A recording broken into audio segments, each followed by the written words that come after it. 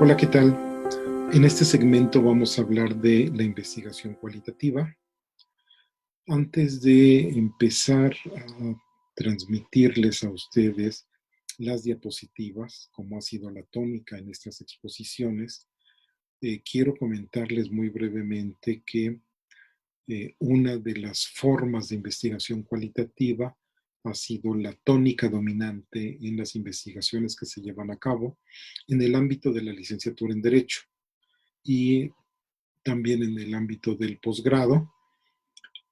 Ocurre con la investigación cualitativa lo que nos pasó a quienes fuimos formados bajo el esquema del formalismo jurídico, específicamente en la orientación kelseniana, que durante gran parte de nuestra formación, por allá en los años 80 y 90, eh, abrevábamos de las enseñanzas de nuestros profesores y sin darnos cuenta estábamos inmersos dentro del mundo del positivismo jurídico, del jusformalismo o justnormativismo, y solo en el momento en el cual pudimos trascender a partir de otros estudios, por supuesto, estas fronteras, es que nos pudimos percatar de que durante todo el tiempo habíamos sido formados y socializados bajo un esquema de carácter kelseniano.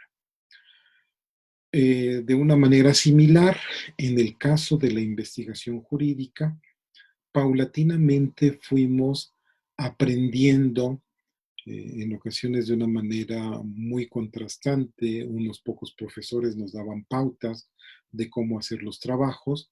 Había otros que simplemente al final nos llevábamos la terrible sorpresa de que no era exactamente como lo querían los profesores, pero poco a poco fuimos reuniendo cierto capital intelectual que nos permitió llevar a cabo la investigación de tesis. Al final de cuentas, todos pudimos, bueno, muchos de nosotros que seguimos estudiando, nos pudimos percatar de que lo que habíamos realizado en la licenciatura con nuestra investigación de tesis era justamente una de las modalidades de la investigación cualitativa.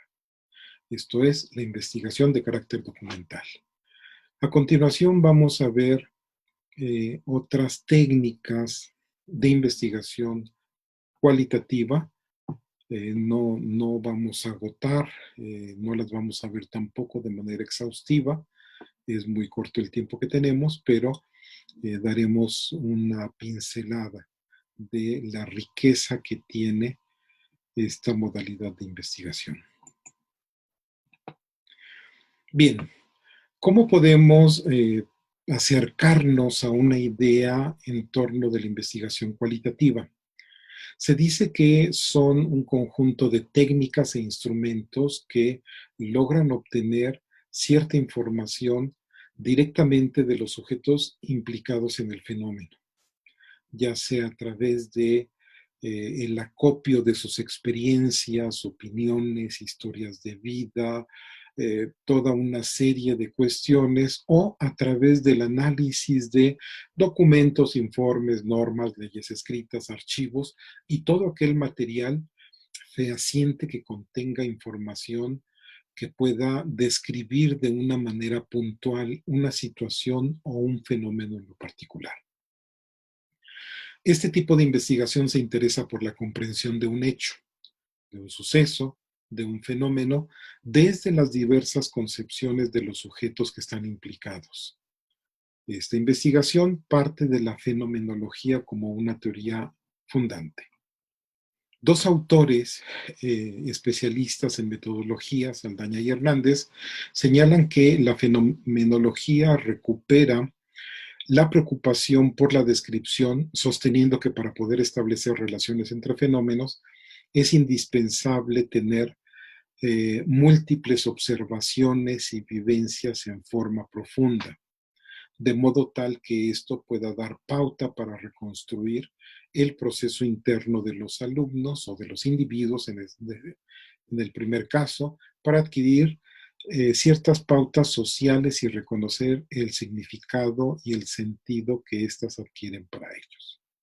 Bien, después de esta definición un poquito larga y académica, vamos a ver, entrar en detalle. Muchos autores coinciden al enumerar estas técnicas en eh, tres, ¿sí?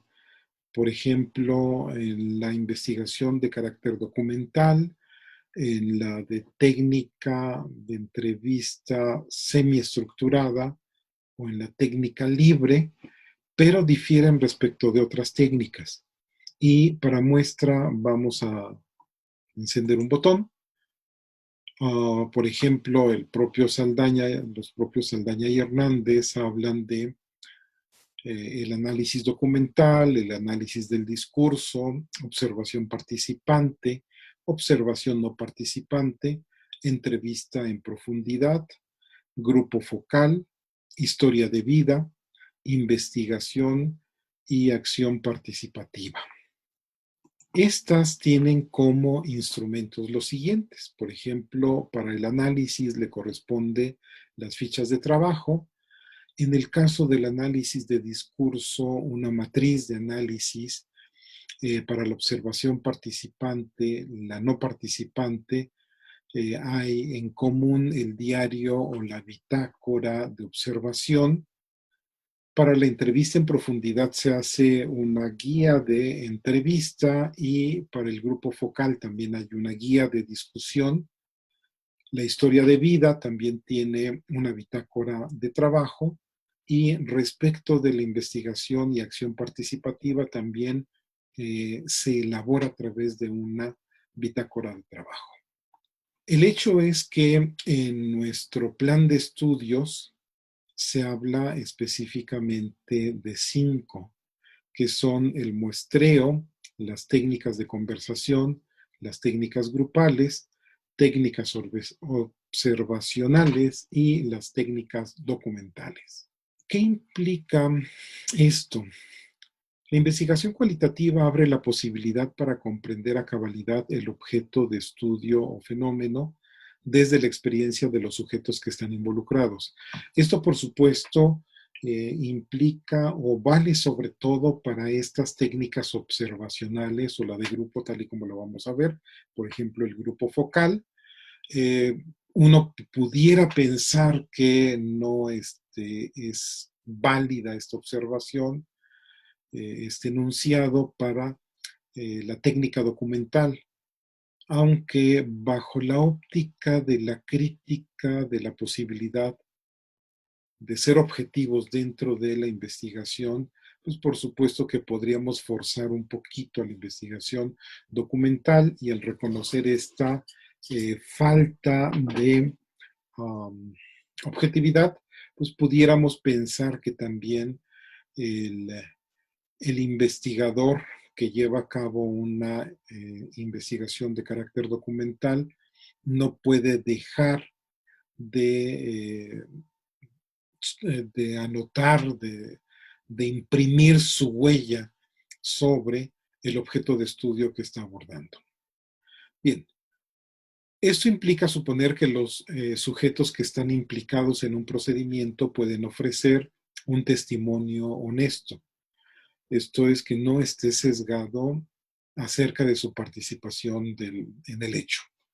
Y perdón, neurológicamente hablando, los últimos avances en esa materia han determinado que, por ejemplo, interpretamos los seres humanos los hechos en los cuales estamos involucrados, tratando de colocarnos como con una participación mucho más intensa de lo que a lo mejor un observador externo pudiera hacer sobre nuestras acciones, ¿sí? Es decir, de entrada, por lo menos, de acuerdo con las últimas indagaciones en el ámbito de la neurología, es bastante difícil que alguien pueda ser absolutamente honesto cuando da un testimonio. Pero pensemos que sí existe este sesgo y que es más, como investigadores somos capaces de descubrir que efectivamente existe ese sesgo, que el testimonio que nos está dando nuestro entrevistado, nuestro sujeto de observación, eh, pareciera ser que no coincide con los testimonios de otros sujetos. Entonces, lo que tendríamos que hacer en todo caso es tratar de contrastar, tratar de llevar a cabo el mayor número de observaciones, recopilar el mayor número de versiones con el objeto de poder contrastarlas. Este procedimiento formaría parte de un enfoque crítico en el cual se puede situar en contexto las versiones y visiones complementarias o antagónicas de dos partes en torno de un mismo hecho. O puede quedarse simplemente como el registro de las diferentes versiones, los cuales pueden ser interesantes con fines de análisis microhistórico, ¿sí? Son dos posibilidades, como observan ustedes, que son bien interesantes. En la primera, en un ánimo de no tratar de influir sobre la opinión de los destinatarios, el investigador simplemente agarra y coloca las diferentes versiones para que a partir de esta mirada tan amplia sea el lector el que pueda decidir por cuál de ellas se va a decantar. Y en la segunda lo que hace el investigador es un análisis crítico de contrastación de las diferentes versiones, de tal modo que a lo mejor, aunque no lo señale de una manera manifiesta, muy puntual, estará dejando entrever que, dado que una versión de los hechos es sustentada por lo menos por 5, 6 o 10 personajes y solamente un individuo tiene una visión en sentido contrario, pues bueno, pudiera pensarse que eh, por mayoría y por integración en un contexto en el cual se dieron los hechos, pudiéramos pensar que es válida una y la otra, pues a lo mejor es una visión sesgada. Técnicas documentales, vamos a empezar con ellas. Como ya lo hemos mencionado en algún punto, estas técnicas documentales tienen como eje central el uso de las fuentes documentales, las cuales tienen como propósito respaldar una hipótesis que previamente se elaboró. Se han conformado pasos similares a los de la investigación empírica o al método hipotético deductivo, con la diferencia significativa de que en lugar de comprobar empíricamente sus resultados, pretende llegar deductivamente a conclusiones y argumentar la plausibilidad de esos resultados. Esto es, no siempre puede haber una prueba tan contundente que derive en un juicio de carácter categórico, sino en ocasiones simplemente llegamos a plantear que tal postura es plausible. Aquí hacemos un pequeño comparativo entre los distintos pasos que se reconocen. Reconozco, es una visión un tanto simplificada respecto de los pasos del método empírico, del método hipotético deductivo o método experimental. Yo he encontrado autores que hablan desde solamente 3 pasos hasta autores como Mario Bunge, que establece la existencia de alrededor entre 16 y 18 pasos, ¿sí? Entonces aquí vamos a hablar simplemente de 7, y entonces 6 de hecho. Planteamos el contraste entre la investigación empírica por un lado, la investigación documental por el otro, Y en la parte central estamos colocando aquellos pasos que son comunes. ¿Sí? Esto es, el planteamiento del problema es igual en la investigación empírica y en la investigación documental. Y aquí quiero hacer una pequeña aclaración que, por supuesto, para aquellos que han tomado cursos de técnicas de investigación, es por demás esta aclaración, pero para mucha gente será algo que ya tal vez sospechaban, ¿sí? La investigación documental tiene dos grandes grupos de trabajos, unos trabajos que son de carácter propositivo y otros que son simplemente descriptivos. Entonces, todo esto que vamos a mencionar vale solamente para los trabajos que son propositivos. Entonces, tenemos que el primer paso común a ambos es el planteamiento del problema. En ambos se trata de ubicar en un tema o en un objeto de estudio una situación problemática que no se pueda resolver fácilmente, que no sea trivial tal y como lo dicen los matemáticos, sino que entrañe un esfuerzo cognitivo e intelectual para poderle dar una respuesta. Inmediatamente después de hacer este planteamiento, se hace una formulación de una hipótesis y esta hipótesis va a derivar, para poder ser comprobada, va a derivar en el caso de la investigación empírica en un diseño experimental, ¿sí?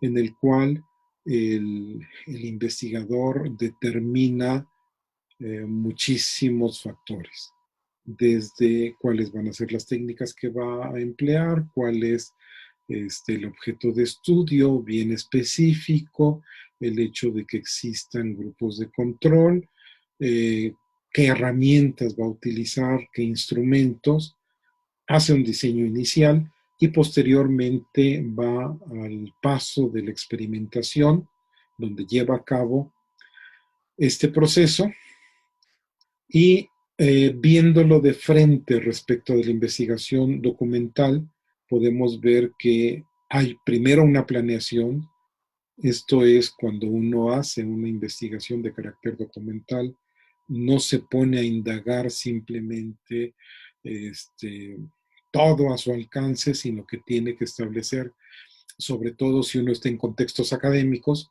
tienes que establecer periodos de investigación, periodos en los cuales vas a agotar ciertas etapas, por ejemplo, durante qué tiempo de tu investigación te vas a dedicar fundamentalmente a reunir la información a través de las fuentes que tú desees, libros, revistas, sitios de internet, revistas académicas, eh, leyes, jurisprudencias, etcétera, hasta qué tiempo le vas a dedicar a las revisiones, a la corrección de las revisiones si es que tienes algún asesor, y si no, a estas miradas más o menos periódicas que uno hace a los productos de investigación, por ejemplo, cuando tienes que entregar un artículo para alguna revista académica, generalmente no concluyes y la mandas en ese momento, sino que generalmente hay un periodo de 3, 4 días en los cuales dejas descansar tu mente y tus ojos de lo que acabas de hacer con el objeto de regresar otra vez con una mirada más o menos fresca a la lectura del trabajo que acabas de llevar a cabo. Generalmente esto rinde buenos frutos. ¿Por qué? Porque tienes la posibilidad de detectar de una manera más fácil algunos errores que hayas cometido en el proceso de transcripción, en el proceso de argumentación, y entonces los puedes corregir. Entonces, todo esto tienes que llevarlo a cabo, que planearlo. No se vale dejar, como todos lo hicimos en la licenciatura, una noche antes de la entrega, la elaboración, la redacción del del ensayo o de la tesina que íbamos a obligadamente entregar para obtener una calificación. Sí, entonces hay que planear, esto corresponde al diseño, perdón. Posteriormente hacemos una etapa de acopio de información. Durante esa etapa, fundamentalmente, nos vamos a encargar de reunir material, eh, tenerlo cercano a nosotros, ya sea que se compre, que sería lo ideal, que se consiga en préstamo de alguna biblioteca, y prácticamente nos vamos a dedicar solo a eso, a revisar de todo el material bibliográfico o hemerográfico que estamos consultando, aquellas partes que nos van a funcionar. En este momento mucha gente incluso empieza a hacer lo que tradicionalmente se denomina fichaje, aunque en sentido estricto ya no hacemos fichas de cartón como lo hicimos eh, hace mucho tiempo, pero vamos reuniendo la información, ¿sí? Luego, en la siguiente etapa vuelven a coincidir, ¿sí? Esta etapa corresponde al análisis de resultados. Después de un proceso de experimentación, el investigador obtiene una cantidad impresionante de datos que tiene que procesar, ¿sí? En el caso de la investigación documental, también tenemos muchísima información que debemos procesar y finalmente, después de este paso de análisis de resultados, llegamos a la conclusión, ¿sí? La conclusión, prácticamente esto es algo evidente, tiene que estar relacionada de una manera totalmente directa con la hipótesis que hemos planteado. Esta técnica de investigación ha sido tradicionalmente usada en la Facultad de Derecho como la técnica por excelencia para realizar el trabajo de investigación de tesis y titularse en la licenciatura. Como aprendizaje respecto de la manera en que se hacen las investigaciones, al menos en el campo de la que es llamada ciencia jurídica dogmática, y finalmente como un entrenamiento para poder acceder a los estudios de posgrado.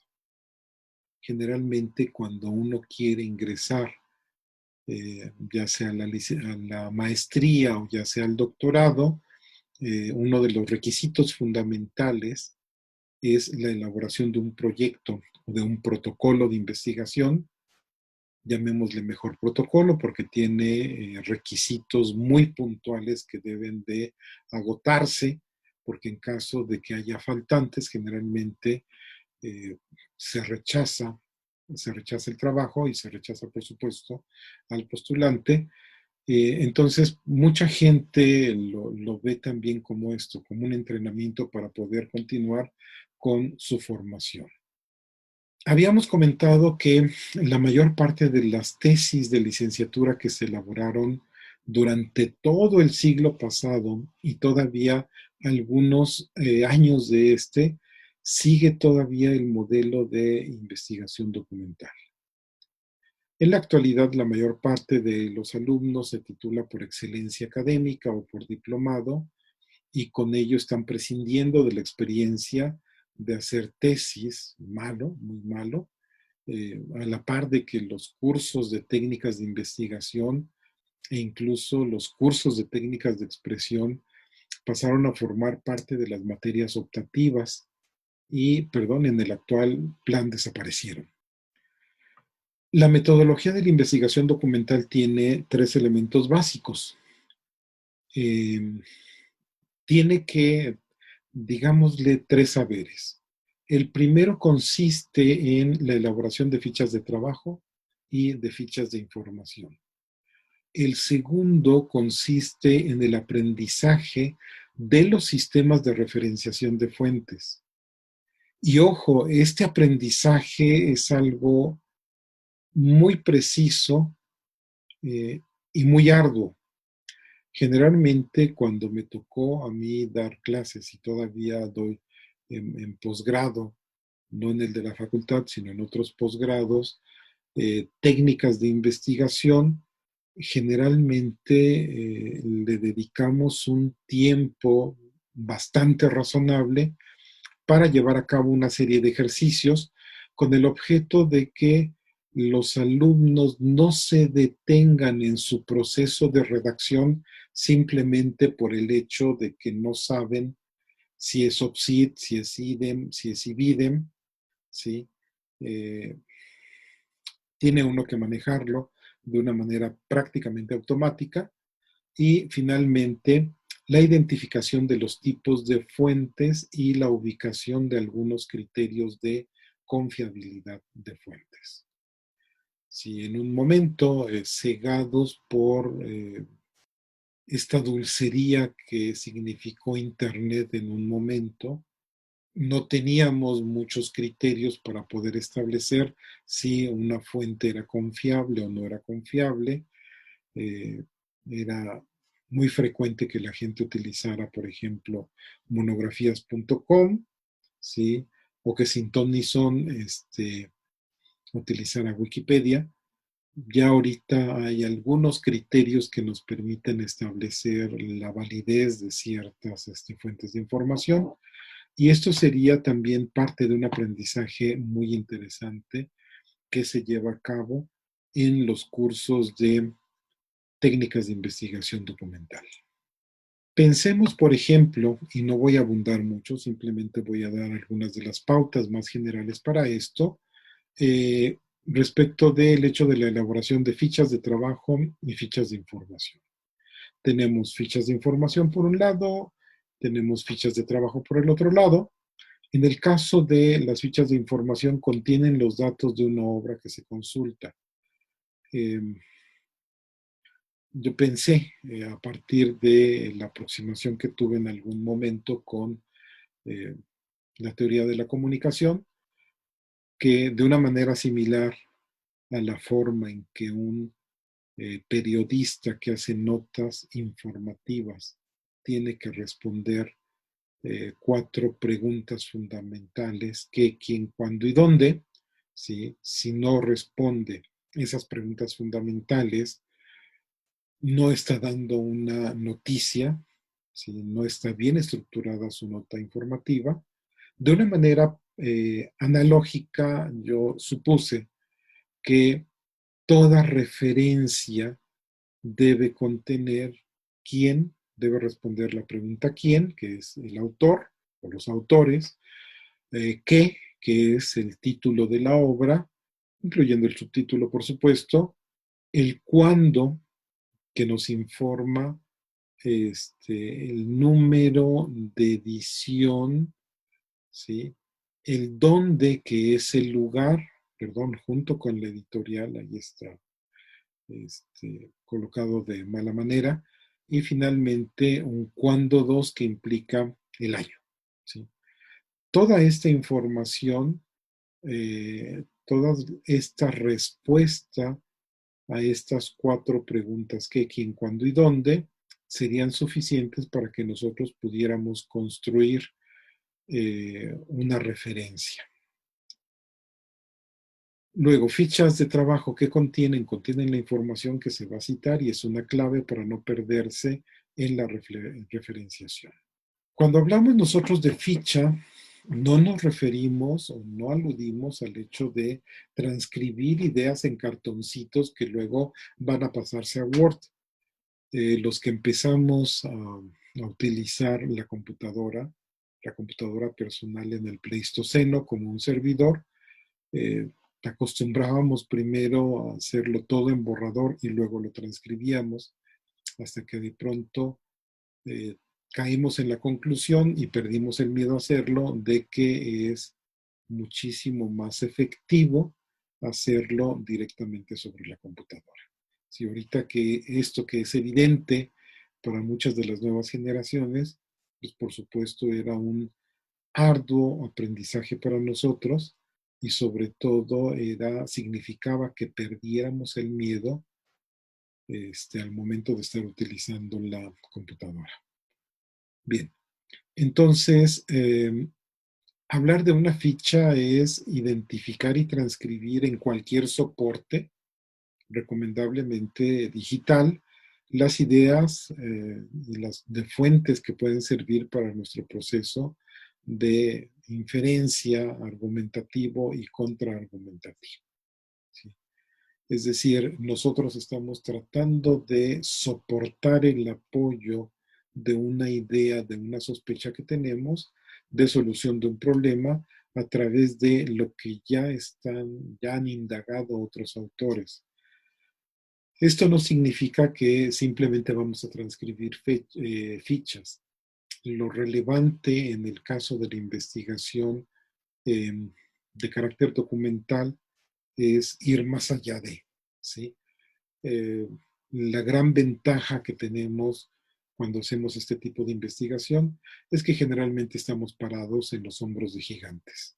Sí, ya hubo gente que indagó sobre muchos temas y a lo mejor la diferencia entre ellos y nosotros simplemente es que tenemos la oportunidad, si ellos ya están muertos, de abrevar de lo nuevo, ¿sí? Entonces ya con eso vamos haciendo una visión muchísimo más rica y complementada. Un ejemplo de todo esto de las fichas de trabajo. Imagínense ustedes, hay textuales cortas, textuales largas, de resumen, discontinuas, mixtas, de paráfrasis y personales. Cada una de estas tiene diferentes características, diferentes usos. No todo será eh, transcribir literalmente lo que dice el autor. La transcripción solamente se utiliza cuando sentimos que no tenemos la capacidad de interpretar o de resumir el pensamiento de un autor, dado que no manejamos de una manera tan profunda el tema o el lenguaje del autor. Hay ocasiones en que hay autores que son tan elegantes o en ocasiones tan rebuscados que es difícil resumirlos. Uno no quisiera perderse nada en ocasiones cuando las obras son muy densas y entonces en ese caso es pertinente hacer transcripciones literales. Bien, eh, aquello fue solamente una muestra de lo complejo y de lo rico que es el aprendizaje del fichaje. Luego, posteriormente, tenemos el aprendizaje de los sistemas de referenciación de fuentes. Aquí estamos mencionando solamente dos. Por un lado, el ISO 690, del cual el Instituto de Investigaciones Jurídicas hizo una variante que durante mucho tiempo fue el referente para todos los que hacíamos trabajos de investigación. Y luego el APA que se empezó a utilizar sobre todo en psicología y de ahí empieza a impactar en otras ciencias sociales, que tiene convenientes y que tiene otros inconvenientes, que mucha gente cree que basta con mencionar al autor y luego al final del párrafo poner el año. En ocasiones ni siquiera te ponen la página, suponiendo que es una paráfrasis. ¿Sí? Muchos piensan que con eso basta o que citas la idea y al final pones el apellido, el año y la página, entre paréntesis. Perdón, esa es una mirada muy pobre al sistema APA. El sistema APA, creo, considero por lo menos muy personalmente que es un sistema mucho más complejo que el ISO 690, tiene muchas aristas y tiene la gran ventaja de que te obliga a redactar, te obliga a ir redactando conforme estás trayendo la información a la mano. En ese momento te obliga a redactar. En el ISO como que tienes una mayor oportunidad de ser flexible, de dejarlo para una segunda revisión. El APA no, el APA te está obligando a que entres a la redacción desde un principio. Y pues perdón, ahorita en la facultad, como ustedes van a verlo, en la unidad correspondiente, pues tenemos así como que un, muchas formas de referenciar. Tendríamos que hacer una unificación un poquito más, este, que tuviera mejores resultados para nuestros alumnos. Bien, estos dos elementos constituyen herramientas para la investigación documental. Son fundamentales. Cuando hablamos de una herramienta, de una técnica, es algo relativamente neutro, ¿sí? Esto es, independientemente de que seas jus naturalista, jus positivista, jus realista o jus marxista, estas técnicas te van a funcionar. A lo mejor tendrías que ir sumando otras, pero estas técnicas tienen la gran cualidad de que te van a funcionar independientemente de la orientación ius filosófica o ius política que asumas en un proyecto de investigación. Aquí, lo que les había comentado, en la unidad 7, correspondiente a criterios editoriales, se hace mención de sistemas de referenciación ubicados en instituciones y publicaciones muy específicas. ¿Qué es lo que queda pendiente en el programa? Queda pendiente este detalle fino de la práctica y solución de situaciones muy específicas del uso de las técnicas de referenciación y sobre todo esta parte de los detalles tan peculiares que tiene el sistema APA. Ha habido un impacto muy fuerte,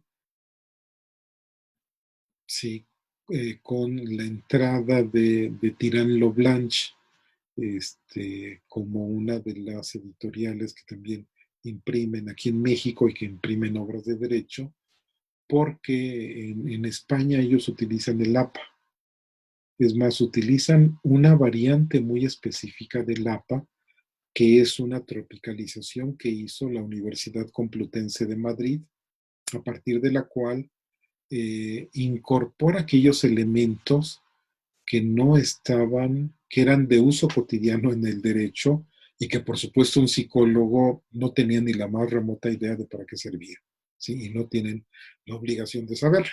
Si a un psicólogo, si tú les grimes una tesis jurisprudencial, ¿sí? O una ley, pues bueno, no tienen forma ellos de citarlo, no está contemplado en el APA original, y lo que hizo la Complutense es enriquecer el APA al hacer este proceso de equiparación, de ajuste o tropicalización al ámbito del derecho, ¿sí? Entonces, pues todo esto tampoco está previsto en esta materia, debería de estarlo, debería de haber, como en el caso de las técnicas de investigación jurídica, que había había el tiempo suficiente para que el profesor, acompañando a sus alumnos, se pusiera a hacer ejercicios con ellos, les dejara elaborar por lo menos un ensayo académico o una tesina, con el propósito de que el alumno tuviera un aprendizaje significativo del uso de las técnicas. Ya no hay, y creo que en la materia tal y como está, de metodología de la investigación jurídica, no hay espacio suficiente, hablando en términos temporales, para que se puedan hacer estos ejercicios. Ya por último, cuando se imparte la materia de técnicas de investigación jurídica, hay que enfatizar los dos grandes grupos de trabajo, de tipos de trabajo. Yo lo había comentado, aquellos que son propositivos y los que son descriptivos. Esto le daba al alumno una pauta, una guía de cómo hacer sus trabajos a lo largo de la carrera. Si esto era bien interesante, el propósito o el objetivo de la materia de técnicas de investigación ubicada en el primer semestre tenía un objetivo muy claro, que el alumno aprendiera a hacer este tipo de trabajos para que a lo largo de su vida académica, si en segundo semestre un profesor le encargaba un ensayo académico, el alumno supiera que era un ensayo académico. Si de pronto le dejaba una tesina, pues que el alumno tuviera la conciencia de que era una tesina. O si de pronto el profesor decía, hay una exposición que tiene que ver con lo nuestro, por ejemplo, esta parte de aparatos de tortura, quiero que me hagan una reseña, ¿sí? Y pues el alumno se queda, sí, ya vimos en técnicas lo que es una reseña crítica. Y en la actualidad, pues bueno, no hay ese espacio temático. Vamos ahora con otra técnica. Reitero, nos queda mucho en el tintero, mucho en el espacio digital sobre las técnicas de investigación documental. Vamos a hablar de la entrevista. La entrevista es un instrumento que permite recopilar información a partir de una conversación previamente planificada y controlada con un interlocutor, el cual en el contexto de los objetivos de la investigación es un sujeto importante por diversas circunstancias, por su experiencia, por la información que tiene, por el lugar donde está trabajando o por haber sido testigo de los hechos. ¿Sí? Esto es lo fundamental, tener la certeza de que el entrevistado nos va a ayudar a recuperar esa información. Uno de los ámbitos en los cuales se emplea más la entrevista es, por supuesto, en el periodismo, actividad que se podría tomar como un referente para obtener algunos rudimentos para hacer las entrevistas. Debo decirles que, por supuesto, en las tesis tradicionales que se hacían en derecho era muy poco frecuente que algún alumno hiciera uso de la entrevista como una herramienta.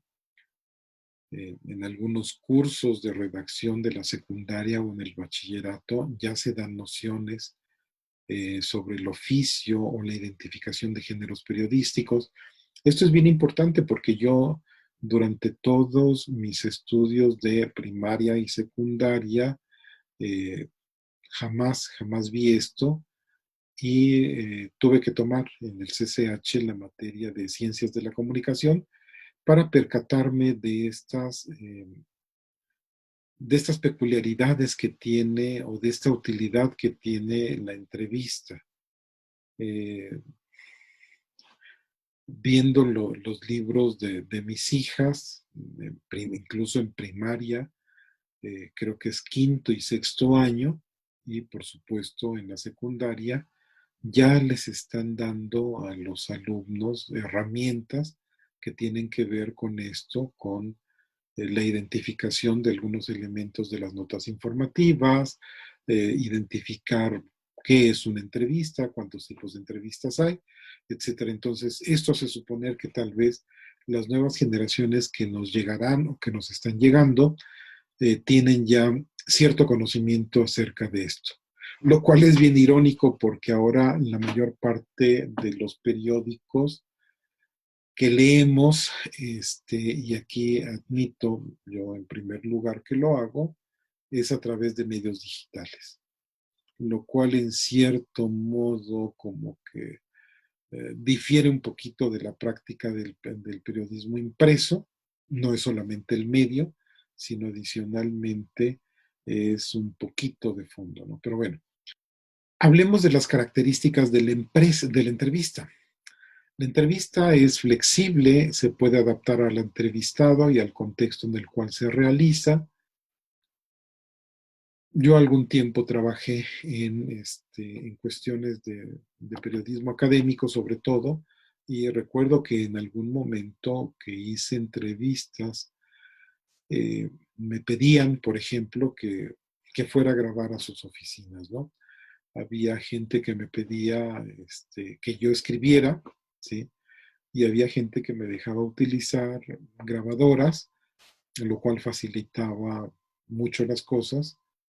En algún momento tuve la oportunidad de hacer un pequeño reportaje audiovisual con una de las grandes maestras de la Facultad de Derecho de los años 80, Patricia Villalobos, y mi gran sorpresa fue cuando ella me pidió que la entrevista se hiciera en las faldas del Popocatépetl. Sí, el tema era sobre derecho ambiental, eran los primeros pasos que daba formalmente la materia en nuestro país y entonces, pues bueno, ahí voy con todo un equipo de respaldo para hacerle a mi maestra la entrevista en el Popocatépetl.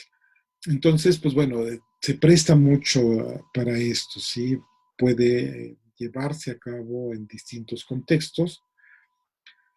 La aplicación requiere de condiciones especiales, se desarrolla sobre una base a partir de la cual se estructura el diálogo, que por lo general se desata a partir de ciertas preguntas, ¿no? Se desencadena a partir de ciertas preguntas.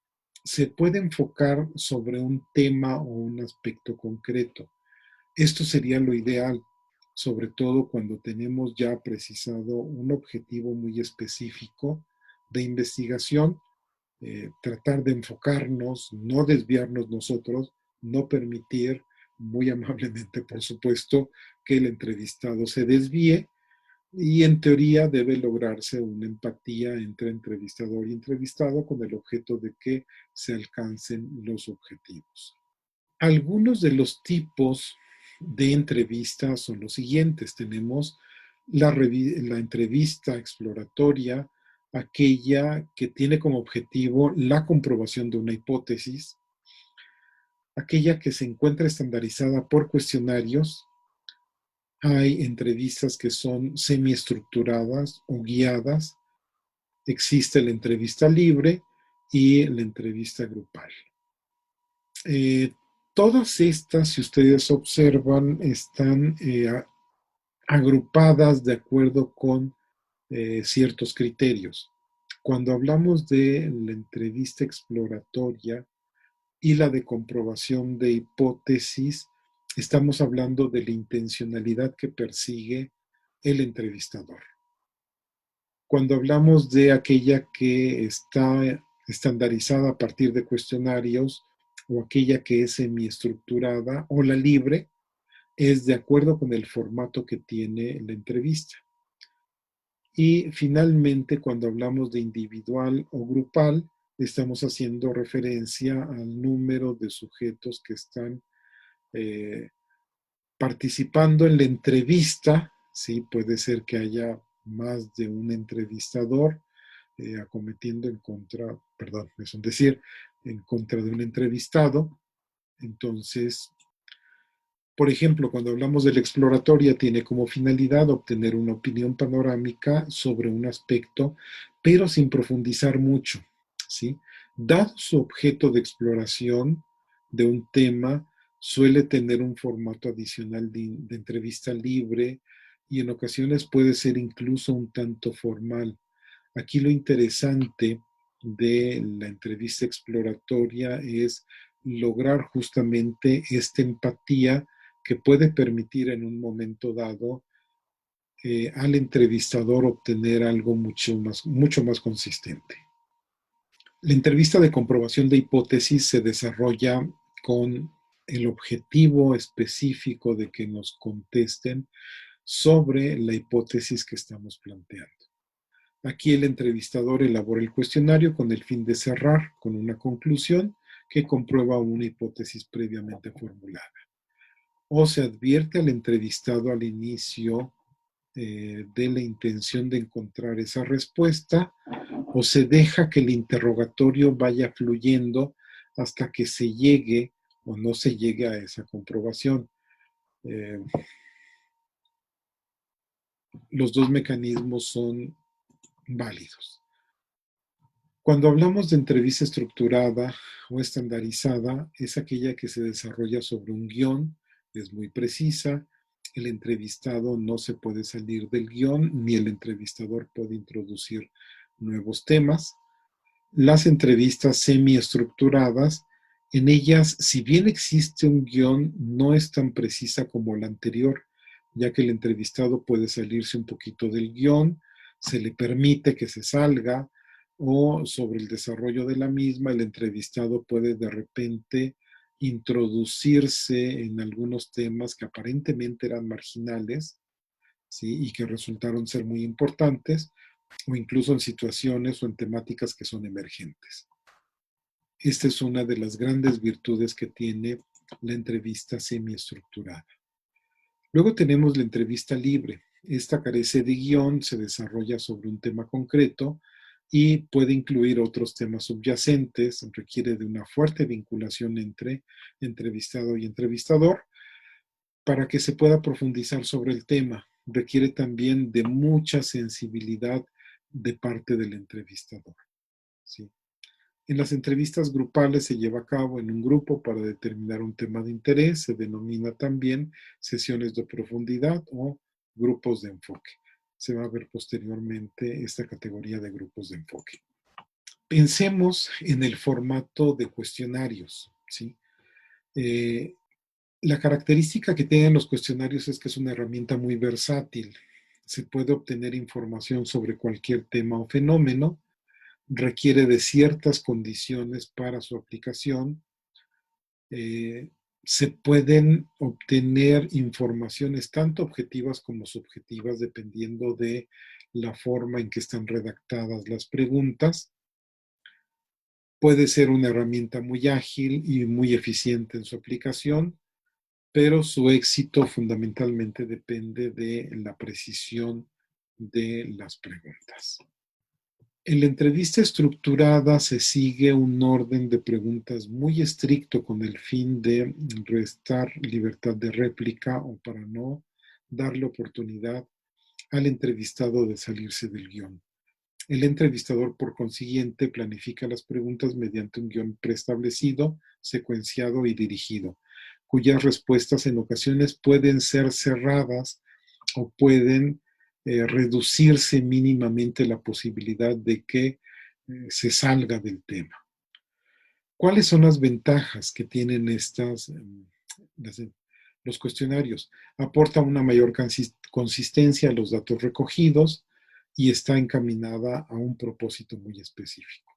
Dado que con antelación pensamos el tema y la forma en que vamos a segmentar el cuestionamiento del tema, pues bueno, pareciera ser que al final podemos cumplir de una manera más fácil nuestro propósito. ¿Cuáles son las desventajas? Pueden ser incómodas para el entrevistado debido a esta estructura fija. En ocasiones a algunos entrevistados no les gusta el hecho de que no puedan expresarse libremente. No se puede profundizar a través de preguntas complementarias y no permitan al entrevistado hacer preguntas en caso de duda. ¿Sí? Esas serían las desventajas. Muy someramente, que hay un ejemplo muy discreto de preguntas en una entrevista estructurada. Es democrático el sistema político mexicano. En su experiencia como legislador, hay un debate técnico e ideológico auténtico. Hay quien acusa un proceso de negociación entre partidos y grupos parlamentarios más que un auténtico proceso dialógico. Sobre su experiencia, ¿qué nos puede decir? ¿Sí? Aquí se está planteando de antemano ya una forma de ver el fenómeno en el cual está involucrado un sujeto y prácticamente le estamos pidiendo que asienta o niegue el hecho de que las cosas son tal y como lo estamos afirmando. ¿Hay mayor posibilidad de debate hoy o hace 40 años cuando había un partido hegemónico? Sí, aquí hay toda una serie de preguntas, si ustedes observan, están muy encaminadas y tal vez algunas de ellas serían incómodas para ciertos entrevistados. Hay una serie de sugerencias que se hace para la formulación de preguntas. Por ejemplo, se dice, deben ser sencillas, breves y comprensibles, pero también adecuadas para el objetivo de la pregunta de investigación. Ser válidas, es decir, que los indicadores informen sobre lo que se requiere explorar. Estar planteadas de tal manera que los entrevistados entiendan siempre igual. Esto es en el caso de que se quiera entrevistar a varios especialistas que todos entiendan lo mismo, ¿sí? Aun cuando las preguntas se encuentren en un cuestionario escrito, deben estar formuladas en la forma del lenguaje oral y no escrito. Deben referirse a un solo hecho, es decir, cada pregunta debe de estar vinculada solamente a un hecho. No se vale, por ejemplo, en ese ámbito, lo que de pronto hacemos en los exámenes profesionales, cuando nos toca hacer de sinodales.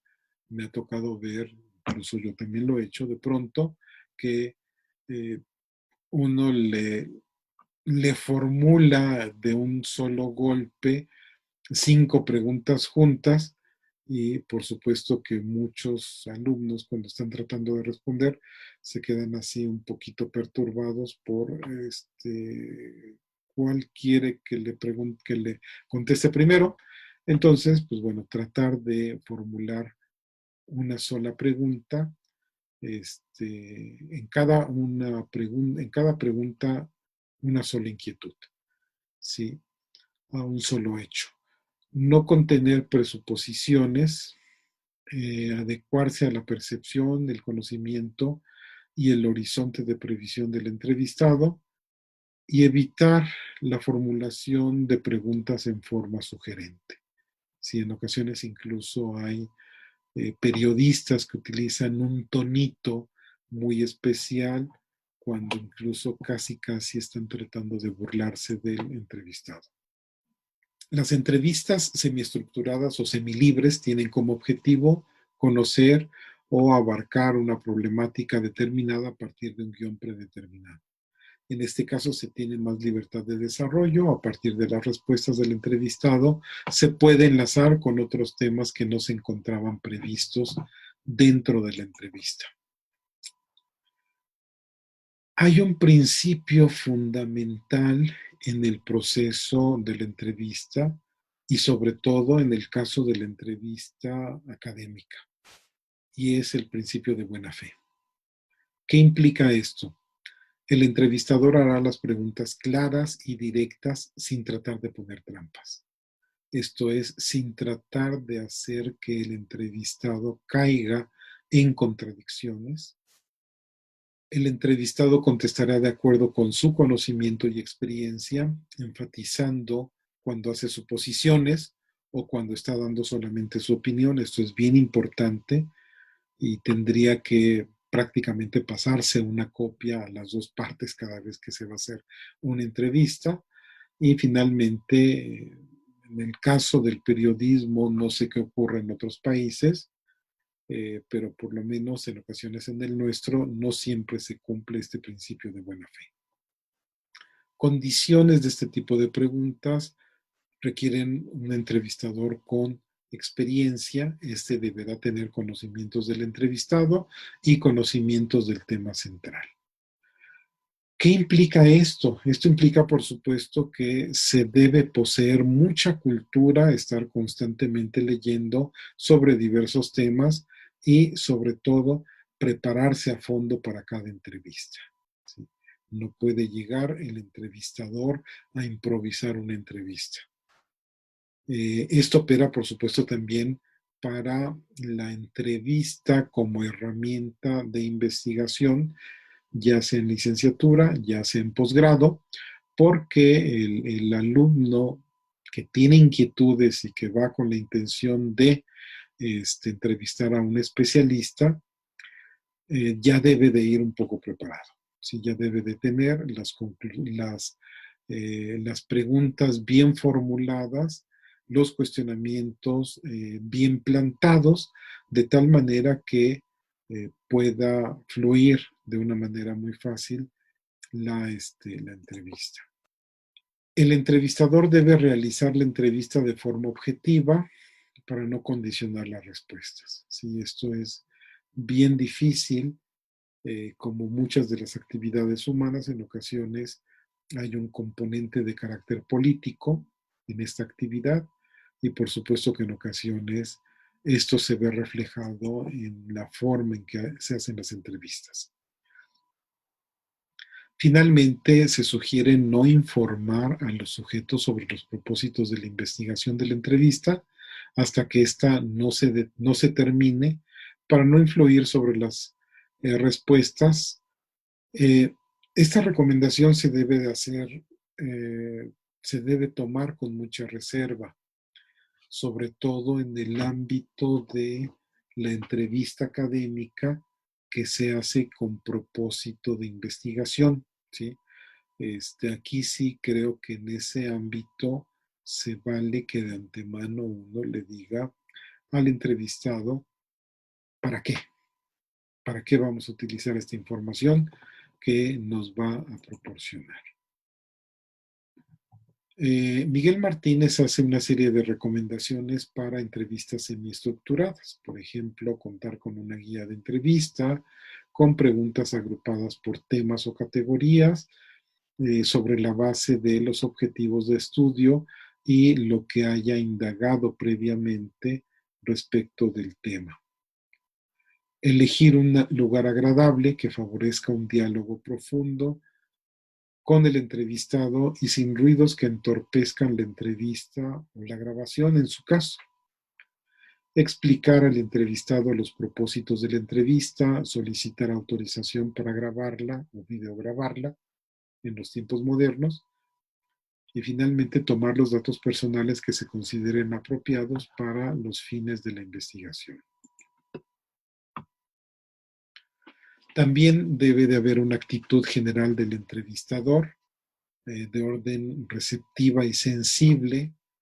No hay que mostrar la desaprobación en los testimonios, mantener siempre esta actitud asertiva, seguir la guía de preguntas de manera que el entrevistado hable de manera libre y espontánea.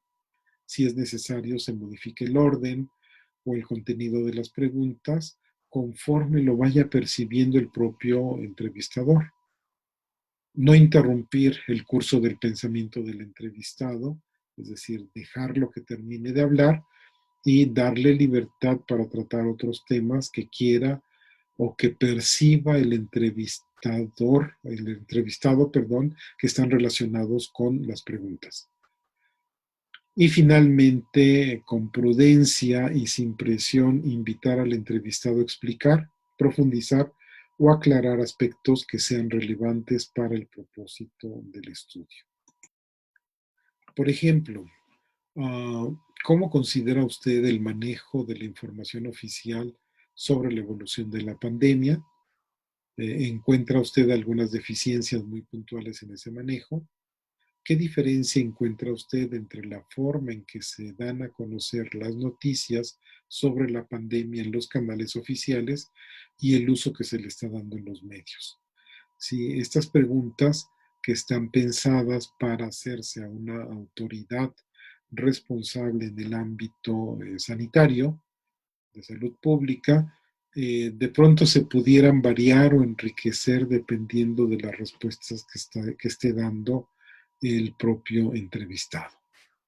Finalmente tenemos las entrevistas libres. Estas tienen como finalidad obtener datos en un área desconocida que puede ser de gran interés para el público o para la investigación. Dan un margen de libertad muy amplio al entrevistado, dado que se van construyendo a medida que el sujeto responde, ¿sí?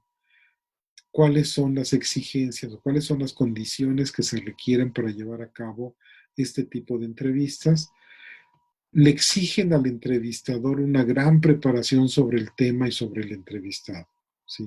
Incluso cierta sensibilidad para pensar en qué condiciones va, bajo qué circunstancias se encuentra y a lo mejor hacer una serie de estrategias para disminuir, por ejemplo, la tensión, si de alguna manera el entrevistado está muy estresado, pues bueno, tratar de bajar esta tensión. ¿Sí? Adicionalmente se exige honestidad y objetividad. Reitero este principio de buena fe. La entrevista libre se usa mucho en el ámbito del periodismo, requiere mucha habilidad y experiencia por parte del entrevistador. En muchas ocasiones el entrevistador asume una actitud subjetiva y de confrontación y esto No soy no me gusta ver mucha televisión abierta, pero de pronto sí me ha tocado ver en algún noticiero el hecho de que la confrontación incluso llega a provocar la retirada del entrevistado. Se plantean generalmente cuatro grandes etapas para el desarrollo de una entrevista: la preparación, la apertura, el desarrollo y el cierre.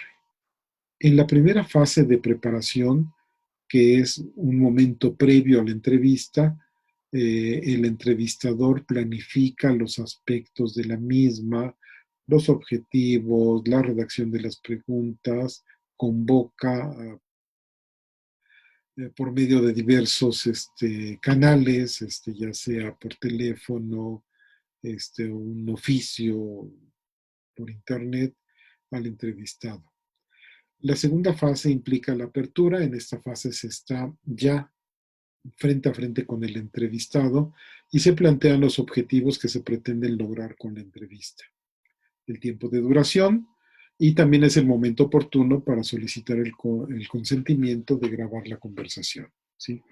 En el caso de los alumnos que van a entrevistar a un especialista, por supuesto, previamente a que se dé esta, se recomienda que negocien con el entrevistado si existe la posibilidad de que se grabe, porque de pronto hay gente que en cuanto ve la grabadora digital o el teléfono inteligente, que ahora tienen una función de grabar, pues bueno, inmediatamente se niegan a ello. La tercera fase implica el desarrollo. Es el núcleo de la entrevista, se intercambia la información siguiendo la guía de preguntas, obviamente con cierta flexibilidad. Puede ser que de repente el entrevistado se nos adelante y conteste preguntas que teníamos anotadas. Entonces, por supuesto, ir descartando esas preguntas, y aquí el entrevistador hace uso de sus recursos para obtener la información que requiere. En la cuarta fase, que es la fase de cierre, es el momento en el que conviene anticipar un poquito el final de la entrevista para que el entrevistado recapitule mentalmente lo que ha dicho y provocar en él la oportunidad de que profundice o exprese ideas que no ha mencionado, ¿sí? Se hace una síntesis para puntualizar la información obtenida y finalmente se cierra. La entrevista es una herramienta muy importante en la investigación jurídica. Puede ayudar a incorporar testimonios u opiniones de especialistas, testigos de un hecho o personas que pueden ofrecer una perspectiva diferente de un tema.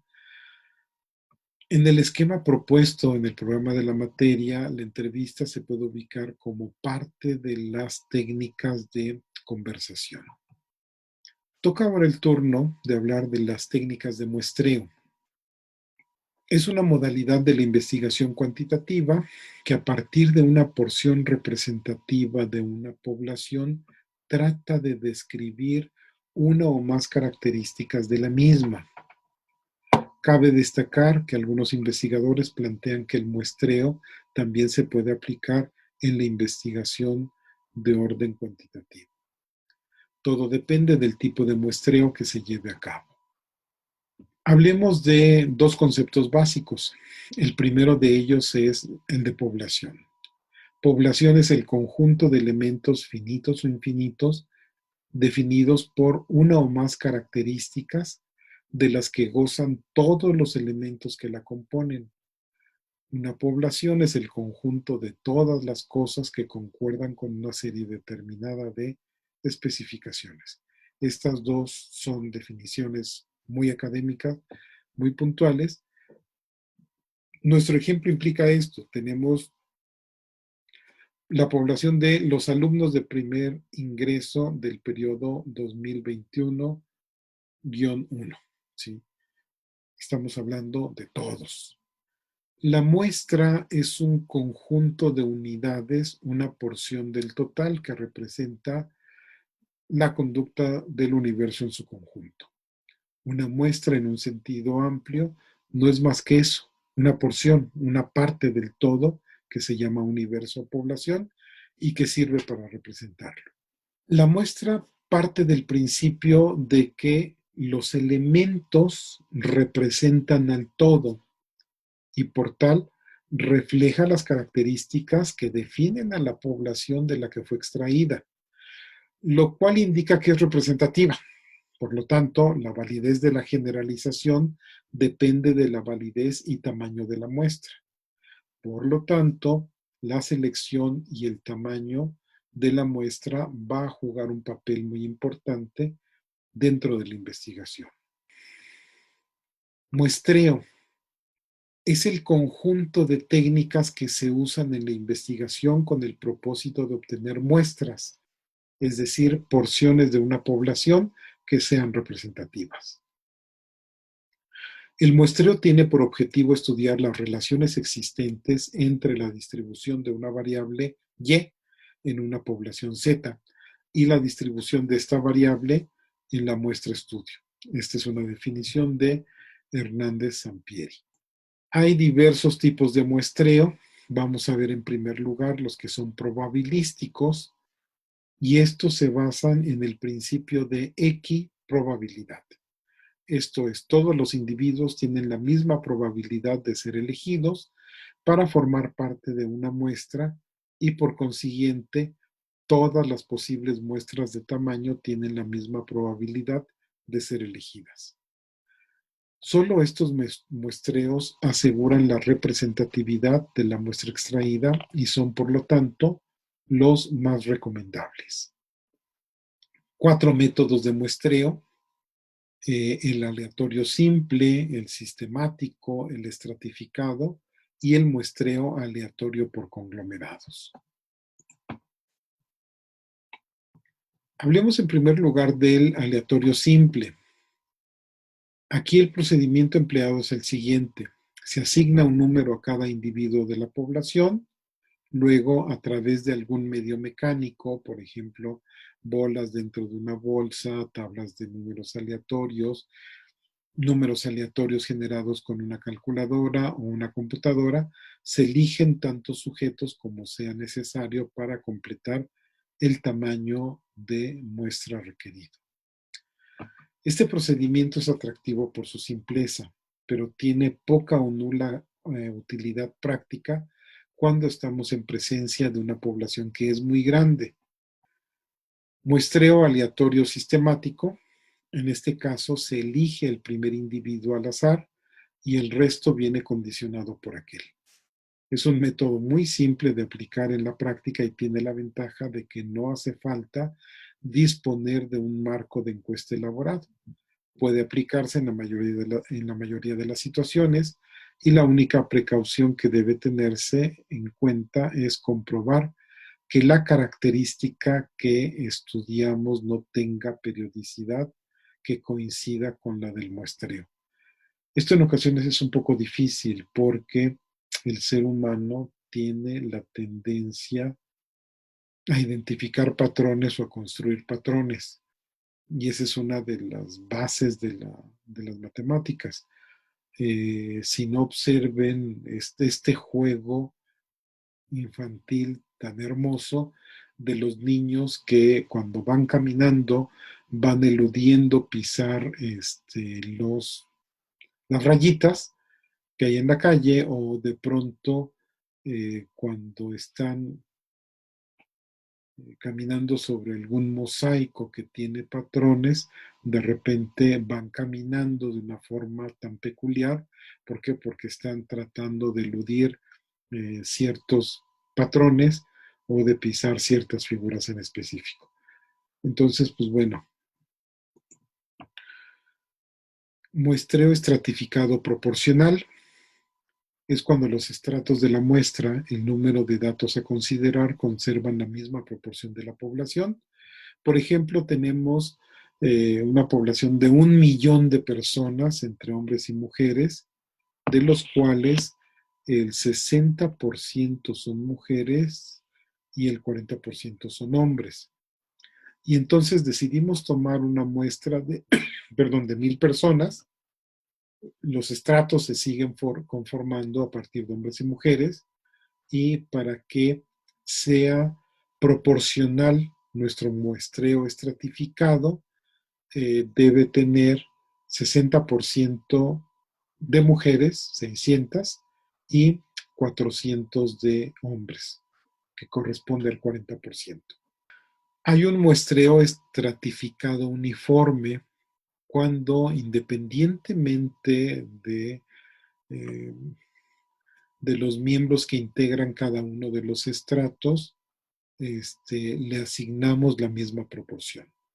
En el ejemplo previo, este, de la muestra de 100 o de 1000 personas, estamos ubicando 50 o 500 hombres, 50 o 500 mujeres. ¿Por qué? Porque corresponden 50 y 50%. Es decir, no nos interesa específicamente que corresponda de manera proporcional a la población. En el muestreo aleatorio por conglomerados se divide la población en varios grupos de características parecidas entre ellos y luego se analizan completamente algunos de los grupos descartando a los demás. Dentro de cada conglomerado existe una variación importante, pero los distintos conglomerados son parecidos. Requiere una muestra más grande, pero suele simplificar la recogida de las muestras. Frecuentemente se utilizan estos en zonas geográficas, sobre todo en lugares donde hay difícil acceso, pensando que las comunidades más o menos tienen mayores similitudes que diferencias, lo cual, pues, por supuesto que no siempre es cierto, ¿no? Eh, Tratando de pensar en un ejemplo mucho más simple, se me ocurre que en un salón de los viejos salones que teníamos para 100 alumnos, donde había 10 hileras y 10 filas de bancas, pues nosotros de repente para hacer algún ejercicio de este tipo, dijéramos, a ver, los que tienen que contestar esto son los de la fila 3, la 8 y la 10, ¿sí? Y de repente pensando que la configuración es más o menos similar a las de todas las demás filas, lo cual no siempre es cierto, ¿no? Pudiera ser que de pronto los alumnos se agrupan por pequeños subgrupos y entonces todos quedan colocados, por ejemplo, en una misma fila y puede ser que hayan configurado club de Toby, club de Lulu, y entonces, pues bueno, no van a darse, este, no va a ser totalmente representativa la información que nos den. Hay muestreos no probabilísticos, vamos a hablar simplemente de tres, aquellos que se estructura por cuotas, los que son opináticos y el casual. El muestreo por cuotas, también denominado en ocasiones accidental, se asienta generalmente sobre la base de un buen conocimiento de los estratos de la población y o de los individuos más representativos o adecuados para los fines de la investigación. Mantiene, por lo tanto, cierta semejanza con el muestreo aleatorio estratificado, pero no tiene el carácter aleatorio de aquel. Muestreo opinático o intencional. Este muestreo se caracteriza por un esfuerzo deliberado de obtener muestras representativas mediante la inclusión en la muestra de grupos supuestamente típicos. Esto es muy frecuente en los sondeos preelectorales de zonas que en anteriores votaciones han marcado ciertas tendencias de voto, ¿sí? Entonces se ubican específicamente en ese ámbito. Pensemos en el caso de la Ciudad de México, eh, quizá eh, la alcaldía que marca cierta tendencia o en la cual se puede medir el pulso de cómo va a ser la votación en términos generales, pudiéramos pensar que sea Iztapalapa, ¿sí? No pudiéramos suponer que Miguel Hidalgo, por ejemplo, por su configuración específica, pudiera ser representativa de esta tendencia. Muestreo casual o incidental. Se trata de un proceso en el que el investigador selecciona directa e intencionadamente a los individuos de la población. El caso más frecuente de este procedimiento es utilizar como muestra los individuos a los que se tiene fácil acceso. Por ejemplo, eh, si yo quiero hacer una investigación como profesor, ¿quiénes son los que están más a la mano? Pues mis alumnos, ¿sí? O si de pronto yo les pido a mis alumnos que hagan un muestreo de este tipo, a lo mejor lo harán entre sus propios compañeros. Bola de nieve, se localiza en este muestreo a algunos individuos, los cuales conducen a otros y estos a otros y así hasta conseguir una muestra suficiente. Este tipo se emplea muy frecuentemente cuando se hacen estudios con poblaciones marginales, con delincuentes, con sectas o con determinados tipos de enfermos. Uh, por ejemplo, de repente tener un acceso fácil a una gente que haya pertenecido a una secta y de la cual haya abandonado o renegado, pues por supuesto que va a ser difícil buscar así, a ver, por favor, alcen la mano los que hayan sido de tal secta y que ya no estén, porque quiero eh, hacerles una pequeña encuesta. Entonces, no, perdón, um, lo que se hace es ir como que este efecto de bola de nieve, conozco a alguien y luego a este alguien le pido, oye, ¿sabes a sabes de personas que están en una situación parecida a la tuya? Ah, sí, sí, sí, sí conozco. ¿Los puedes contactar, por favor? Y así como que se va acumulando la muestra. En términos generales, sin entrar en detalle en los matices y las peculiaridades que tienen cada uno de los muestreos, vamos a hablar de cuáles son las ventajas. Serán dos aspectos muy significativos. En primer lugar, la reducción de costos. Los costos van a ser menores y los datos de interés se pueden obtener a partir de una muestra de la población blanco. Es más económico medir una muestra representativa de 1.500 sujetos de la población blanco que a los 250.000 individuos que la componen. Eficiencia, al trabajar con un número reducido de sujetos a estudio representativos de la población blanco, el tiempo necesario para conducir el estudio y obtener resultados y conclusiones, por supuesto que será menor. Desventaja, inadecuada representación de la población blanco, y esto puede ocurrir si se decide trabajar con muestras que son muy pequeñas. Entonces, pues bueno, hasta ahí es esta aproximación que haremos al muestreo como técnica de orden cualitativo y pasamos a las técnicas grupales.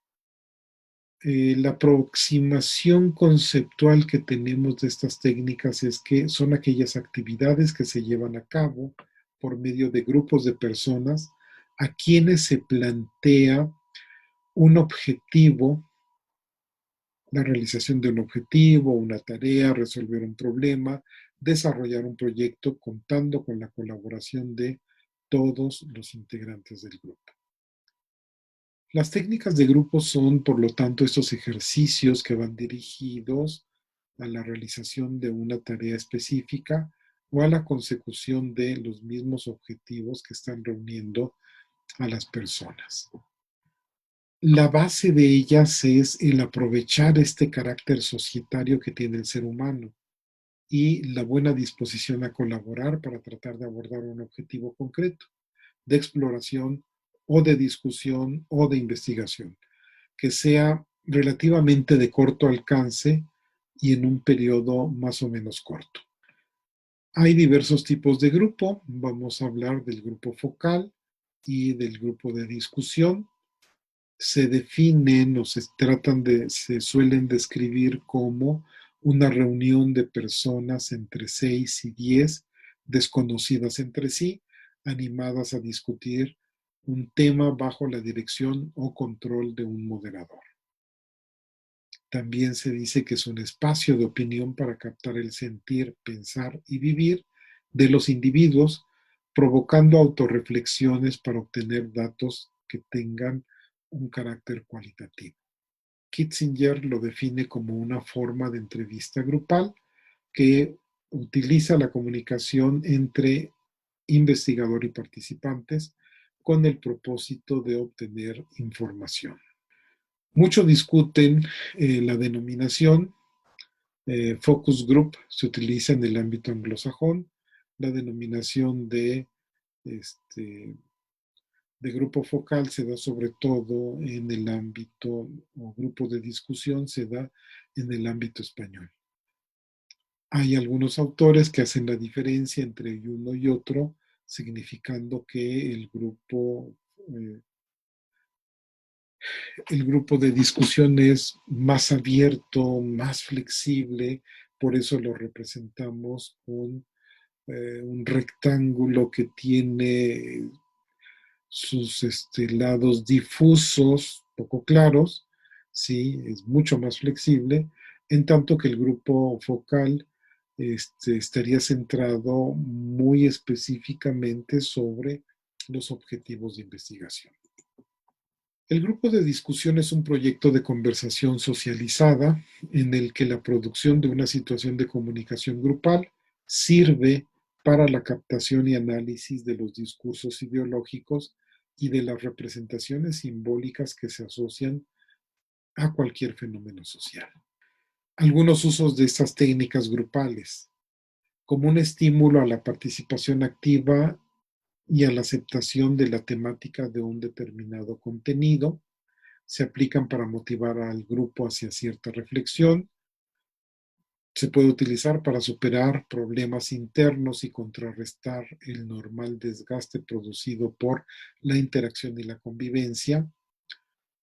También se utilizan para combatir el agotamiento producido por el trabajo hacia el objetivo, especialmente si no está bien organizado o si el liderazgo solo se centra en las tareas sin atender a las necesidades afectivas. Ojo, esto es muy importante y de pronto sin ubicarlo mucho, lo hacíamos, lo practicábamos nosotros como docentes, eh, como una estrategia cuando pasábamos alguna película que a lo mejor no estaba tan estrechamente vinculada con el tema y después de esto hacíamos un grupo de discusión y en este grupo de discusión los alumnos de pronto como que romper con esa dinámica de estar dando eh, una clase catedrática o de estar forzando la participación ya sea individual o ya sea grupal por equipos de los alumnos, pues bueno, se rompía con esas dinámicas y entonces como que había un periodo de relajación, por lo menos durante una clase, ¿no?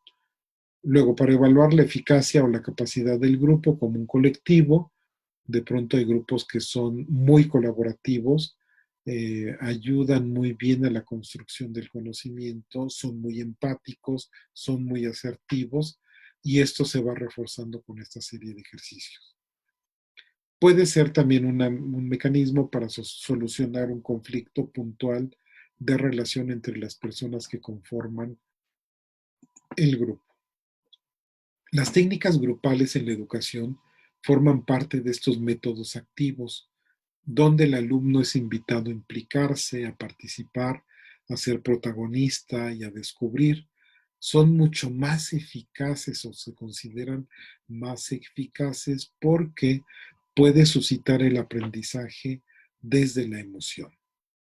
Una de las desventajas, y aquí esta desventaja opera para el docente, sobre todo aquellos docentes que están acostumbrados o que estamos acostumbrados a tener el monopolio, el ejercicio del monopolio de la voz en clase, pues por supuesto que se pierde el protagonismo y uno tiene que aprender, sobre todo cuando se desarrollan este tipo de actividades, a ser simplemente un facilitador, un guía o un asesor.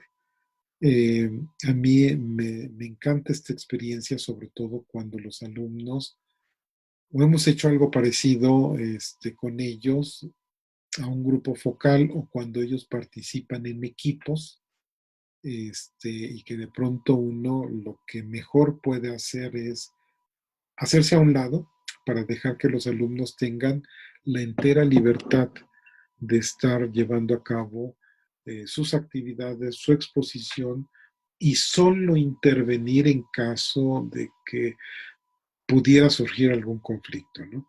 Entonces, ahí nos estamos convirtiendo los profesores simplemente en guías.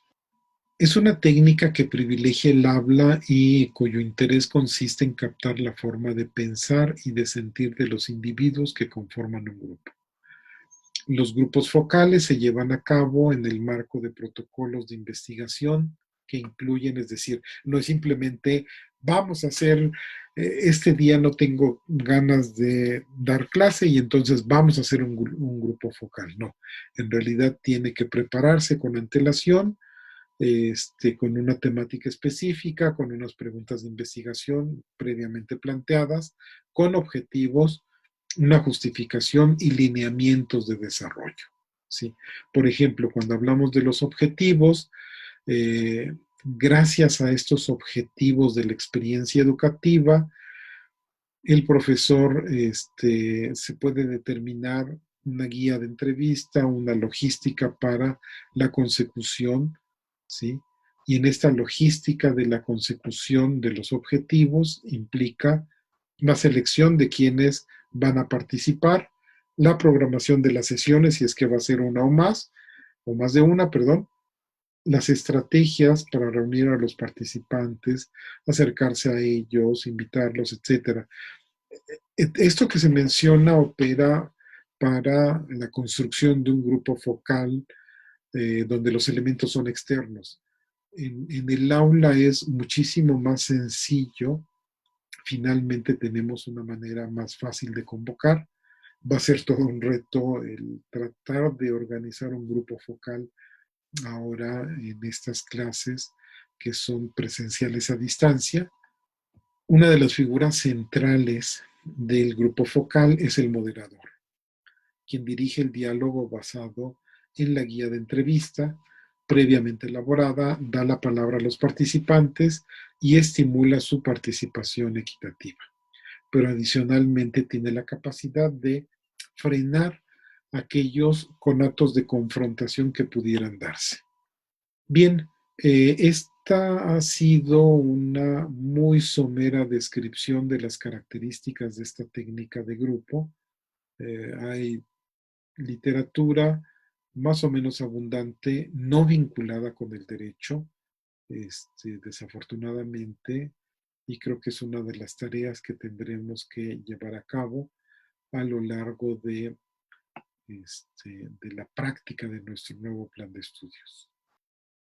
Si ustedes recuerdan cuando platicamos en un principio de las técnicas cualitativas, habíamos mencionado varias, nos falta por hablar, y lo haré de una manera muy, muy, muy breve, respecto de la observación participante, la observación no participante, la historia de vida y la investigación-acción participativa.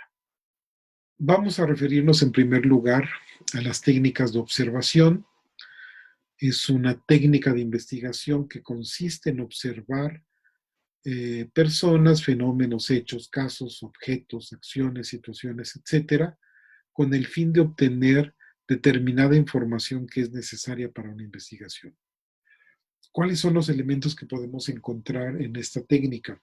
Tenemos en primer lugar a un sujeto observador, a un objeto de observación conformado tal vez por una comunidad, por los integrantes de una comunidad, por las relaciones que se establecen entre estos integrantes, un cuerpo de conocimientos teórico, si no podemos acercarnos a hacer observación simplemente por acercarnos, mecanismos de observación, lo cual puede implicar una guía de elementos que van a ser susceptibles eh, de, la, de la observación. Y finalmente, el último elemento y uno de los fundamentales es las circunstancias de observación. ¿Cuáles son las características que tiene esta técnica? En primer lugar, es intencionada. Establece métodos y objetivos en relación con los hechos para someterlos a una perspectiva de carácter teleológico, es decir, orientada a fines. Es ilustrada. Cualquier observación debe estar inmersa en un cuerpo de conocimientos, es decir, solo se observa desde una perspectiva teórica, lo que habíamos mencionado en la anterior diapositiva. Siempre se parte de un marco de referencia, es selectiva. Esto implica que hay que discriminar aquello que no nos interesa conocer, separarlo de aquello que no corresponde a los objetivos de la investigación. Por muy interesante que sea, por mucho que nos llame la atención, lo tenemos que ir separando. Y finalmente es interpretativa. Esto es, trata de describir y de explicar aquello que se está observando. Habíamos comentado que las técnicas de observación pueden ser de dos grandes tipos: la observación participante. En ella el investigador forma parte de la realidad observada, o la observación no participante, donde el investigador observa desde fuera la realidad que quiere indagar. ¿Sí? En la primera, incluso la gente sabe que el individuo, que el investigador está llevando a cabo un proceso de indagación. En la segunda, trata de pasar en ocasiones desapercibido. Este, bueno, voy a referirme un poquito más a esta observación, porque sería útil, sería interesante de repente el hacer, no sé, una especie de taller para que los alumnos puedan en algún momento dado acercarse a esta experiencia. Y bueno, perdón. Pasemos a la historia de vida y a la investigación con acción participativa. La historia de vida es el seguimiento y registro de vivencias de una persona o grupo, en tanto que la investigación de acción participativa, el investigador es parte de la realidad que estudia, su actuar y experiencias son el objeto de estudio y puede intervenir. ¿Sí?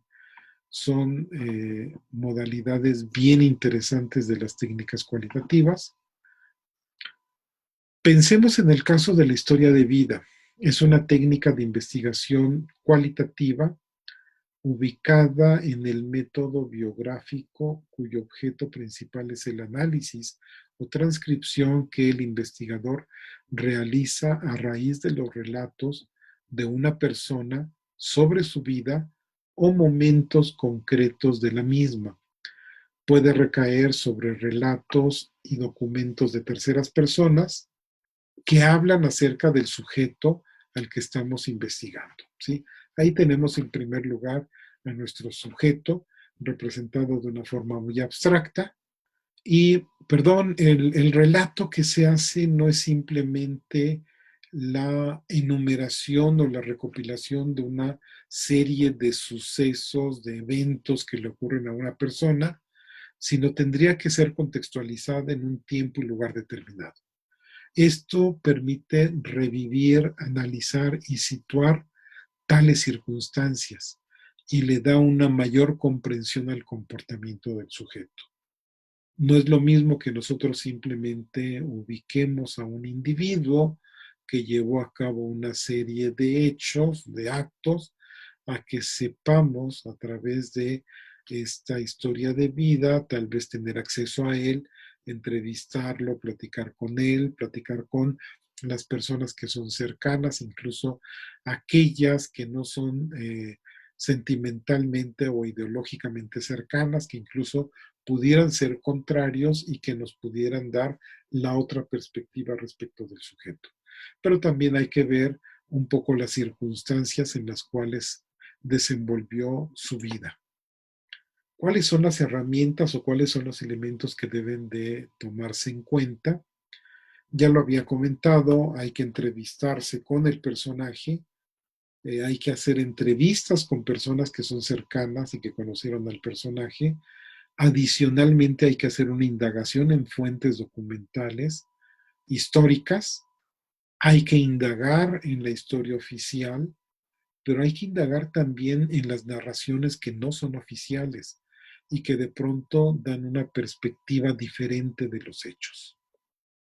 Perelló dice que el investigador es solo el inductor de la narración, su transcripción y también el encargado de retocar el texto para ordenar la información del relato obtenido en las diferentes sesiones de entrevistas. ¿Cuál es la utilidad que pudiera tener esta herramienta? Y es algo bien significativo porque yo por primera vez en una tesis doctoral que estoy revisando, me encontré con un doctorando que utiliza esta herramienta. Yo en un principio me quedé un poquito sorprendido, ya leyendo puntualmente lo que había escrito y demás, descubrí que es una herramienta bien interesante, ¿no? El hecho de incluir dentro del proceso de investigación una herramienta de carácter cualitativo, donde uno de los sujetos que están siendo perjudicados por una determinada acción gubernamental está expresando de viva voz la manera en que esta acción ha significado la perturbación de la cotidianidad para él. ¿Sí? Y entonces, pues perdón, esto no lo encuentras en estadísticas oficiales, no lo encuentras en otros lugares y es algo adicionalmente que se dice de viva voz y de primera mano. ¿Cuál es la utilidad que tiene esta técnica de historia de vida? Captar la totalidad, toda la experiencia biográfica del sujeto desde su infancia hasta el presente o simplemente del periodo que estamos interesados en estudiar. Captar la ambigüedad y el cambio que el entrevistado haya tenido, ya sea a lo largo de su vida o incluso en el momento en el que está el sujeto hablando. Puede ser que una entrevista bien estructurada, sensiblemente elaborada, le pueda hacer conciencia en el sujeto de cierto cambio de percepción, ¿sí? Captar la visión subjetiva, reflejar el autoconcepto que el sujeto tiene y sus opiniones sobre los demás, encontrar las claves de la interpretación, explicar la historia de los sujetos desde ellos mismos, evitando cualquier tipo de subjetividad. Esto, por supuesto, es un poco o bastante difícil, el no caer en la subjetividad. Finalmente, el investigador debe de procurar a toda costa de mantener cierta distancia, pero será en ocasiones casi inevitable que muestre o que adquiera cierta simpatía sobre el sujeto que está indagando. Pasamos a la investigación participativa y la transición tiene su razón de ser. Si ustedes observaron, la transición implica ruptura, ¿sí? Y la acción participativa tiene este sesgo. Surge en América Latina más o menos en los años 60 y tiene una relación muy estrecha con los movimientos de concientización y de lucha de grupos populares que plantean un cambio social y político. La finalidad última de la investigación participativa es la transformación de la sociedad. ¿Cuáles son las razones que aducen algunos investigadores que utilizan constantemente esta herramienta para llevar a cabo, para elegirla? En primer lugar, el tema investigar se origina en la propia comunidad y en el contexto del investigador. Esta es una razón para utilizar la técnica. Segundo, el objetivo principal de esta metodología es la transformación estructural y la mejora de vida de las personas, ¿sí? Implicar a otros sujetos, a lo mejor empezamos o se empieza la investigación participativa con unos pocos miembros de la comunidad y posteriormente empieza a ampliarse el ámbito de los sujetos involucrados. Los focos de atención suelen ser personas oprimidas o explotadas o que están en clara desventaja social frente a otros grupos. Pensemos en una empresa transnacional que pretende establecer en una determinada región, y es uno de los ejemplos más frecuentes en la época contemporánea, un parque eólico. Pues por supuesto que hay una clara diferencia entre unos y otros. Tal vez la empresa extranjera tiene todo el poder económico, tiene la capacidad incluso, bajo ciertas circunstancias y en algunos países, de corromper a la autoridad política, de tal manera que frente a estas circunstancias, pues por supuesto, el grupo social, la comunidad que es afectada, eh, estaría en clara desventaja. Se fortalece la toma de conciencia de los participantes sobre las propias habilidades y recursos, así como los mecanismos de apoyo para su movilización y organización en grupos. Um, la palabra investigador puede llegar a aludir tanto al investigador en sí como al sujeto que está participando. ¿Qué ventajas tiene? Se combina la participación con la investigación, se superan los procedimientos tradicionales de conocimiento, llegando a unir específicamente la teoría y la práctica, que esta es uno de los reclamos en ocasiones más consistentes que nos hacen los alumnos, de decir, bueno, sí, ya investigué el tema, ya tengo una propuesta, ¿y ahora qué? ¿Sí? ¿Cómo es que puedo incidir sobre la realidad? O de pronto los alumnos se quedan profundamente frustrados porque al final de cuentas, muy bonita la investigación, muy bien hecha, merecedora de una mención honorífica, pero no se incidió sobre la realidad. Se acentúa el compromiso político desde una posición crítica, incluso se manifiesta crítica emancipadora, se potencia el carácter educativo de la investigación y la necesidad de devolver lo investigado a la población como medio de empoderamiento. Esto es algo bien interesante y ahorita lo vamos a reforzar un poco. Y todo se hace desde una perspectiva comunitaria. ¿Sí? Estas son las ventajas que plantean algunos de los investigadores que utilizan esta técnica. ¿Cuáles son las desventajas? Pues bueno, yo en la literatura que empecé a consultar no encontré que se manifestaran propiamente sobre desventajas y entonces lo que hice fue proceder como abogado del diablo, ¿sí? Esto es pensar desde la óptica de aquellos que pudieran verse afectados por este tipo de investigaciones, qué objeciones se pueden plantear y entonces encontré básicamente tres. Hay una gran dificultad para su implementación porque se considera que rebasa los propósitos de objetividad de la investigación, especialmente de la investigación universitaria. Se le califica como que está ausente de objetividad y que incluso está impregnada de mucha ideología.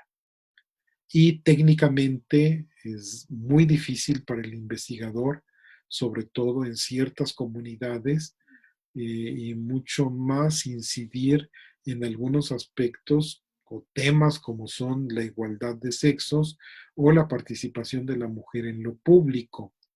Imagínense ustedes, generalmente en muchas de las comunidades muy tradicionales, los espacios de lo público y lo privado están muy identificados de tal manera que lo público le pertenece casi en exclusiva en esas comunidades a los varones, en tanto que lo privado le queda como monopolio de las mujeres. Y entonces de repente cuando se quiere romper con esta segmentación que se hace en esas comunidades o va un investigador con la pretensión de romper con eso, pues por supuesto que va a haber muchas resistencias y estas van a operar en contra del propio investigador. Bien, eh, hace poco me tocó estar en un coloquio de investigación de los que se organizan en el posgrado, en el cual uno de los tesistas de maestría está desarrollando una investigación participativa.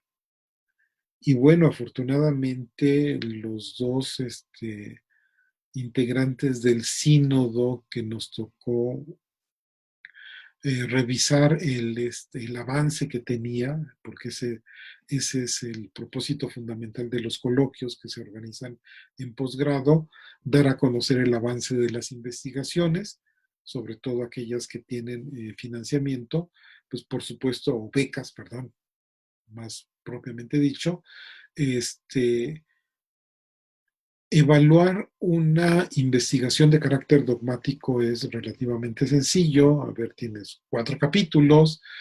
Formalmente se te pide que para el segundo coloquio tengas entre el 70% y el 80% de avance. Y pues bueno, ¿cuántos capítulos me estás entregando? Pues estoy entregando 3 capítulos de 4 y ya avances del último capítulo. Entonces, pues bueno, se aprueba. Sin embargo, en el caso de una investigación participativa es mucho más difícil porque al alumno no le pudimos exigir, a ver, enséñame tu primer capítulo. Y dijo, bueno, les enseño el marco teórico que está respaldando la indagación inicial que hice sobre el tema en el cual voy a hacer la investigación participativa. Bien. ¿Y dónde está el segundo y el tercer capítulo? Perdón, todavía tengo las bitácoras. Si quieren ver las bitácoras, de ahí se trasluce lo que llevo y cómo les explico que la redacción final se va a realizar una vez que concluya todo el proceso de investigación participativa. Sí, y ya de curioso, y bueno, le pregunté qué ha significado para ti esta investigación participativa y prácticamente me dijo, bueno, significó vivir un tiempo con ellos, ¿sí? Estar en la comunidad, tratar de formar parte de ella para que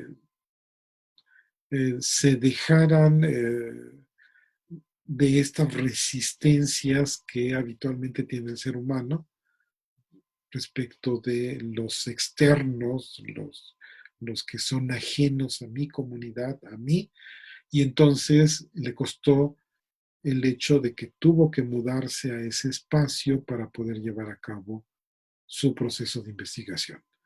Y entonces, pues bueno, ahí va. Yo espero que concluya satisfactoriamente su investigación porque verdaderamente será un ejemplo de cómo se puede llevar a cabo este tipo de investigación.